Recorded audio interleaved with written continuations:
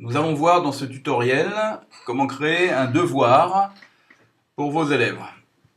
Donc une fois rendu dans votre Classroom, vous cliquez en bas à droite sur le plus et vous avez l'option élaborer un devoir. Alors par défaut ce devoir va s'adresser à tous les élèves de la classe, mais vous avez la possibilité éventuellement d'adresser ce devoir qu'à quelques élèves s'il s'agit d'un travail de groupe par exemple. Ensuite, donc, on va mettre un titre. Donc, je vais l'appeler devoir maison. Et quelques instructions. Donc, par exemple, faire l'activité, page 147 de votre livre. Et je peux donc décider d'une date limite.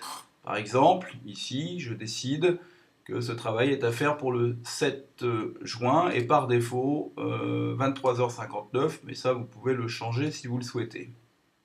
Voilà. Alors ensuite, les élèves auront la possibilité de rendre ce devoir de différentes manières, mais je vais vous montrer la manière qui me paraît la plus simple.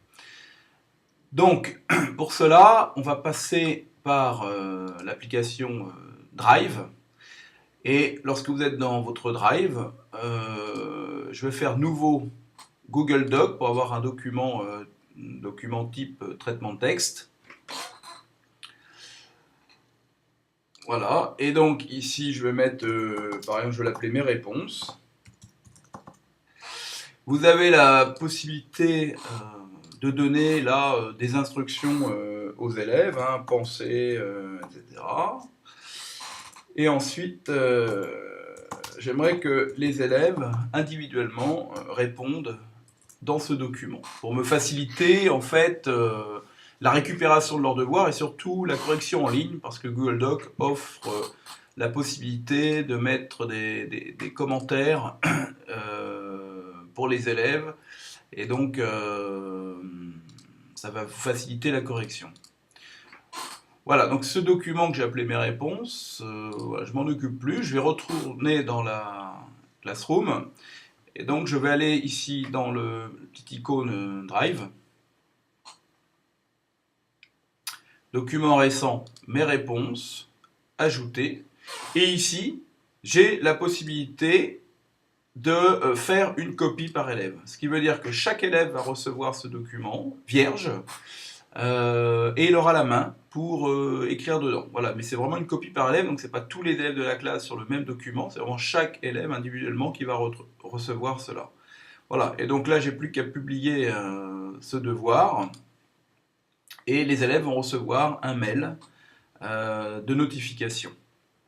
Voilà, donc vous voyez aussi qu'il comptabilise les faits et les non-faits. Donc, pour l'instant, évidemment, les élèves n'ont pas commencé le travail, mais je peux vous montrer sur un devoir précédent ce qui se passe. Voilà, donc par exemple ici, donc j'ai la possibilité maintenant de consulter leurs travaux. Par exemple, je vais rentrer dans ce travail et vous voyez ici, tous les documents des élèves se retrouvent au même endroit. Je n'ai pas besoin de courir après, de les chercher.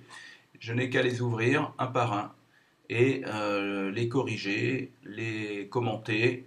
Donc, parce que comme je vous disais tout à l'heure, vous avez la possibilité donc de commenter, comme je l'ai fait ici, le travail de vos élèves.